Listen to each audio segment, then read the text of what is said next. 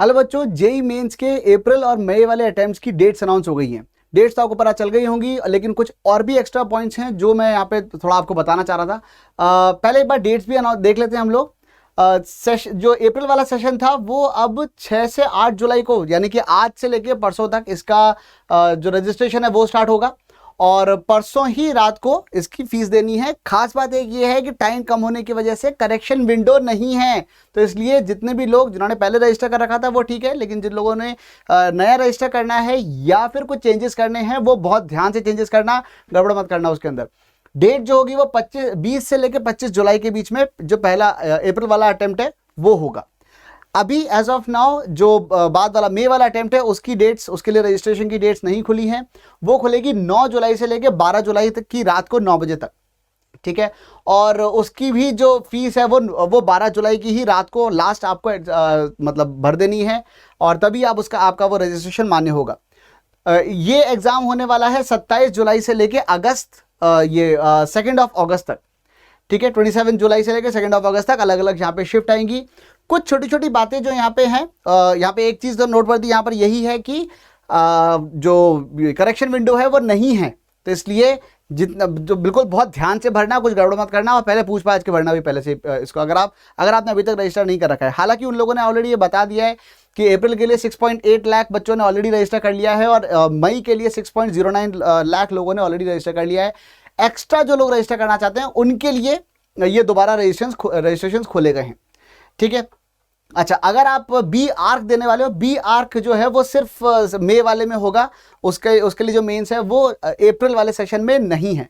अगर आप चाहते हो कि अगर आपको सिर्फ अप्रैल वाला मेंस देना है लेकिन बी आर्क भी देना है तो आपको दोनों सेशंस में रजिस्टर करना पड़ेगा, ठीक है। और उसके लिए फिर आपको बी आर्क के लिए आपको वेट करना पड़ेगा, 9 से 12 जुलाई के लिए इसका रजिस्ट्रेशन खुलेगा। और क्या खास बात है, फटाफट इसमें देखते जाते हैं। इसके अंदर यहाँ पे और कुछ नहीं है। इंपॉर्टेंट चीजें ये हैं कि कोविड सिचुएशन को देखते हुए इन्होंने जो नंबर ऑफ सिटीज थी, प्लीज नोट बच्चों, नंबर ऑफ सिटीज 232 से बढ़ा के 334 कर दी हैं। हो सकता है आपकी सिटी भी इसके अंदर इंक्लूड हो गई हो, इसलिए एक बार चेक जरूर कर लेना, क्योंकि अच्छा है ना, फिर ट्रैवल नहीं करना पड़ेगा और आपको आपकी सिटी में ही आपका काम चल जाएगा। साथ ही साथ सेंटर्स भी बढ़ाए गए हैं, 660 से बढ़ा के 828 सेंटर्स कर दिए गए हैं।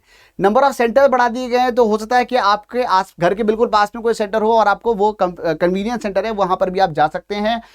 इसमें एक अच्छी बात यह है कि candidates are being allowed to change their options of centre city. जिन्होंने ऑलरेडी रजिस्टर कर रखा था वो अपने ऑप्शंस, अपने जो सेंटर है उसको चेंज कर सकते हैं, ठीक है। सेंटर सिटी को चेंज कर सकते हैं, ठीक है। फेस मास्क वहीं पे आपको मिल जाएगा, सारी चीजें वहां पे बिल्कुल साफ सुथरा होकर रखी होंगी। फर्नीचर, फिक्सचर, कंप्यूटर्स, सब कुछ वो सैनिटाइज करके रखेंगे। जिस अगर एक शिफ्ट में, एक दिन में एग्जाम होगा तो उसी कंप्यूटर को, एक शिफ्ट में जो एग्जाम हुआ है उसी कंप्यूटर को दोबारा सेकंड शिफ्ट के लिए यूज नहीं किया जाएगा, ऐसा उन्होंने लिखा है।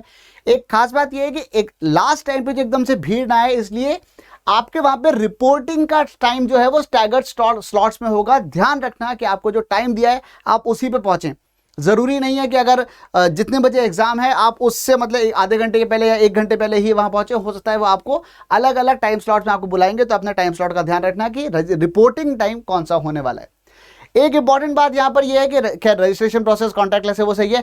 एक इंपॉर्टेंट बात यहां पर यह है कि एसी नहीं होंगे। मतलब अगर आपको लग रहा था कि किसी सेंटर पे एसी हो सकता है तो एसी नहीं होंगे। बढ़िया जुलाई में जब काफी ह्यूमिडिटी वाला माहौल होगा उस टाइम पे वहां पे एसी नहीं होंगे, साफ लिखा हुआ, सिर्फ ओपन विंडोज होंगी, पंखे लगे होंगे। क्लियरली उन्होंने लिख दिया है ताकि सर्कुलेशन अच्छे से रहे।